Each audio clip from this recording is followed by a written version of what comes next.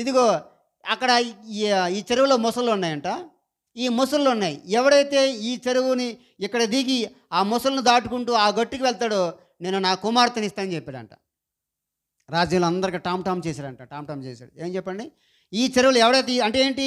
వాడు మగోడైతే కనుక వాడు ఏం చేస్తాడు చెప్పండి? వాటిని జయించి అంత ఫాస్ట్‌గా ఈత కొడతాడు. కాబట్టి వాడి మొసల్లో ఉన్నటువంటి చెరువులో ఈత కొట్టాడంటే ఆడంత పెద్ద మగోడు ఎవడు లేడు. కాబట్టి ఆ మగోడికి నా కుమార్తెని ఇస్తా అని చెప్పి రాజు అంతా ప్రకటన చేస్తే అందరూ కూడా చేస్తామని చెప్పి అనుకుని ఎవరు చేస్తారని చెప్పి ఒకరోజు ప్రకటించారంట. సరే ఆ రోజు వచ్చింది. ఆ రోజు వచ్చిన తర్వాత అందరూ చెరువు చుట్టూరు అందరూ కూడా ఉంచున్నారంట. ఎవరైనా వెళ్తారండి కనుంటే? అమ్మో! కూడా వెళ్ళని వెళ్తారా? కూడా ఎవరైనా వెళ్తారండి? ఎవరు వెళ్ళరు. ఎందుకని అవన్నీ చేపల పిత్తపరుగులా పట్టుకుంటాకి. ఏం చెప్పండి అవి? మొసళ్ళు. కాబట్టి ఆ మొసళ్ళను దాటుకుని వెళ్ళడం చాలా కష్టం. ఒకటి కాదు, చెరువు నిండా ఉన్నాయి. ఎవరు వెళ్తారు? చాలా ఉన్నాయి.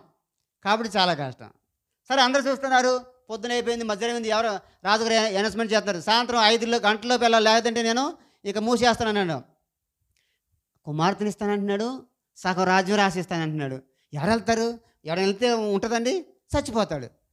చాలా భయంతో మొత్తం మీద 3:30 అయిపోయింది, 4 అయిపోయింది. ఎవడో మొత్తం మీద దిగిపోయి ఆడుకుని మొత్తం మీద ఆ చివరికి వెళ్ళిపోయాడంట. మొత్తం మీద ఒకడు వెళ్ళిపోయాడు. అందరూ అనుకుంటున్నారు, అబ్బబ్బా అతను ఎంత ఫాస్ట్గా వెళ్తున్నాడు, ఏంటి సంగతి, ఏంటి ఎలా వెళ్తున్నాడు అందరూ అనుకుంటున్నారంట. ఏంటి ఇంత బాగా వెళ్తున్నాడా, ఇంత త్యాగం చేశాడని బయటకు వచ్చేసాడంట. బయటకు వచ్చిన తర్వాత ఆయన దగ్గర వచ్చారంట. అయ్యా ఏంటి నీకు ఇంత సాహసం వచ్చిందంటే, ఆగవయ్యా నువ్వు నోర్మి అన్నాడు.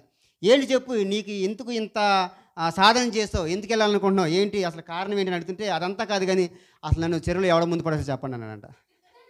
నన్ను చెరువులో ఎవడ ముందు పడేసాడు నాకు చెప్పండి, నన్ను ఎవడు తోసాడు అన్నాడంట. వాడు వెళ్ళడా కదండి, వాడంతా వాడు వెళ్ళా. ఆ ముసలికి భయపడి ఏం చేశాడు? ఈదుకుంటూ వెళ్ళిపోయాడు పాపం. వాడికేం తెలుసు? నన్ను ముందు ఎవడ పడేసాడు వాడు చెప్పండి అన్నాడ. లేదా నీకు ముందు నా ఆ రాజుగారు మీ అమ్మాయిని ఎత్తాడు, పెళ్లి చేసుకోవచ్చు, అక్కడ రాజు ఇచ్చాడంటే నాకు అదొద్దు, నేను ముందు నేను ఎవడ పడేసాడు అన్నాడు.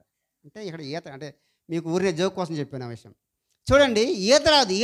ఈత రానోడికి ఏం చేయాలి మనం?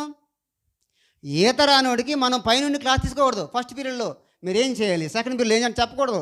ఈత రాడు దగ్గరికి వెళ్ళి మనం మునిగి ఏం చేయాలి? ఆ జుట్టు పెట్టుకుని పీక్కి రావాలా, అంతేనా?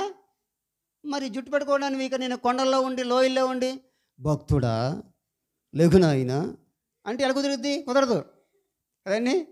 భక్త నీ భక్తికి నేను మెచ్చి తిని అని కుదరదు. ఎలా కుదురుద్ది? నేను అలా కుదరదు కదండి.